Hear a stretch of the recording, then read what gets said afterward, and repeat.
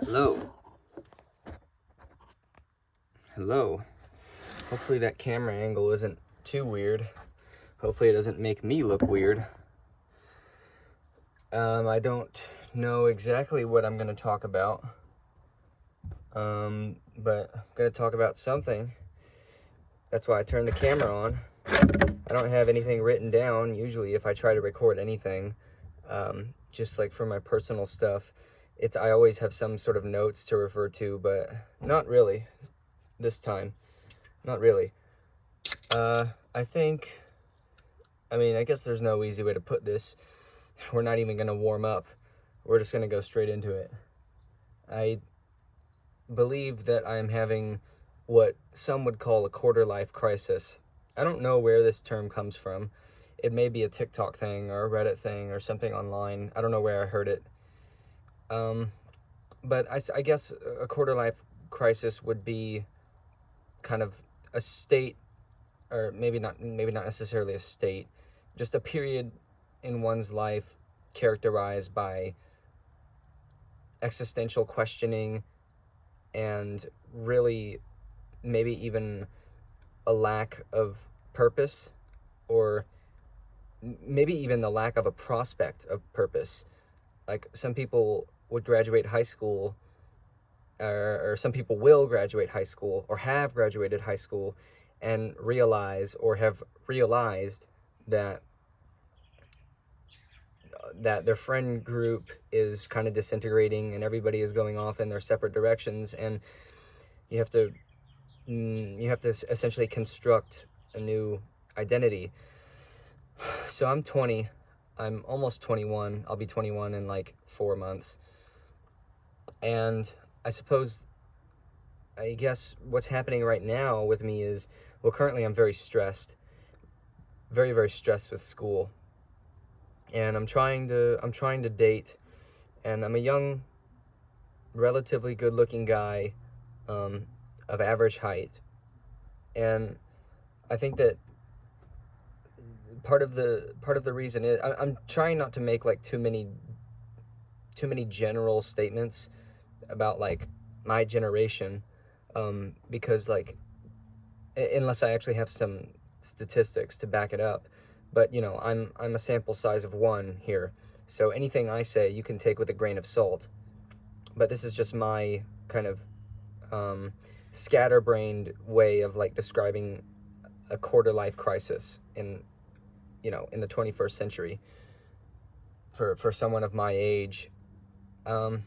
So yeah, I mean the dating situation is one thing. Like, if you've been online and you haven't lived under a rock, you will know that there is something happening, something bad happening, I guess, with the quote unquote dating market. Well, for one, a lot of people, I don't know the exact percentage, but a large chunk of the population is on dating apps, which rewires your brain in a myriad of ways, but most notably the reward circuitry. So that's probably like the nucleus accumbens, the ventral tegmental, fucking whatever, that area of the brain, just the structures that make up the reward circuit. So you see a bunch of like hot people over and over again. And I mean, by the way, this is nothing new. Like, people have been saying this for a few years now. Science has been done on this. Nothing I'm saying is new, but the actual like qualitative experience of being somebody who is seeing this happening within my friend group. I say my friend group. I would really say my ex-friend group. I think that would be more accurate, because none of these guys are really like my friends anymore. At the moment, I don't have any friends. I really don't have any friends. So I'm trying to make new friends. This is kind of going back to what I was saying earlier, where like you kind of have to construct your identity almost out of nothing. Like, you have to really present yourself to be, unless like you're still in your hometown and your other friends are still in your hometown. I mean, it could just be the case that like you're all still hanging out as if it was high school, but very rarely that's the case. And I also live in kind of a small town, so people really want to get away from here. Shit, I want to get away from here. But anyway, I mean, like, I don't know. Can I at least say something profound here? Can I, like, can I bring in something of value?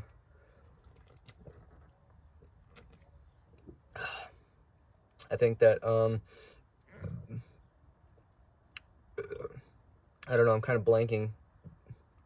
This is all very scatterbrained, but I don't know what to talk about next.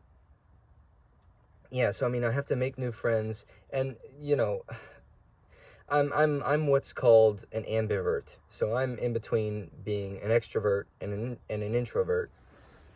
So I can go out and like talk to people. I've got no issue with that, and I can strike up a conversation with people. I'm actually quite a skilled conversationalist. So I've got no issue with that, but I think that the dilemma that I run into is the fact that, like, okay, initiating that behavior is one thing. Like, okay, so I cut it out last time I was talking about this in the last video, but I brought up basically the theory of planned behavior, because I had presented it wrong in the last clip, so it's like 10 minutes later. But the theory of planned behavior was developed by a psychologist in the 80s. I don't know his name, but it basically posits that the primary predictor of whether or not a person will engage in any given behavior is their intention behind that behavior. So if I can remember this correctly, I literally just saw the chart. I'm also a little bit buzzed, but so the three predictors of the strength of an intention is subjective norms, perceived behavioral control, and attitudes. And these three variables will affect your intention, which affects your behavior. And so with regard to my sort of aptitude of like going out and talking to people, there is some intention there, because I have the attitude of, okay, I want to go out and make friends. I like people. I generally like talking to people most of the time, I guess. And I perceive that I have some sort of like control in this, even though the thing that really complicates this is philosophically I actually don't believe in free will. But we'll get to that some other time. But like I do have the perception that I am in control of this, even if there's some cognitive dissonance between like my actual philosophical beliefs. Anyway, so the last one that I wanted to touch on is like the socio-cognitive part of this, or like the social norms. We'll just say social norms. That's just easier. So the social norms aspect of this is really kind of difficult to square with the other two predictors of intention, because if I have like I can have this certain attitude about social interaction, but at the end of the day, like the social norms are actually what determine how a social interaction will play out to a large extent. And for whatever reason, it's like kind of I don't know, like disagreeable to go up to random people and just like start talking, because like, why are you bothering me, or you know, something like this. Or a lot of people just don't want to talk, it seems. I don't know if it's always been like this. I've only ever had like myself as an anecdote to really like substantiate anything I'm saying here. I mean, I guess there's probably some data on this. There's data on everything. I'm taking a statistics class right now, so like there really is data for everything. But what was I saying? Oh, I just feel like a lot of the times people just seem very closed off. And I live in South Texas. Like a lot of people have this perception of South Texas that like everybody is super friendly.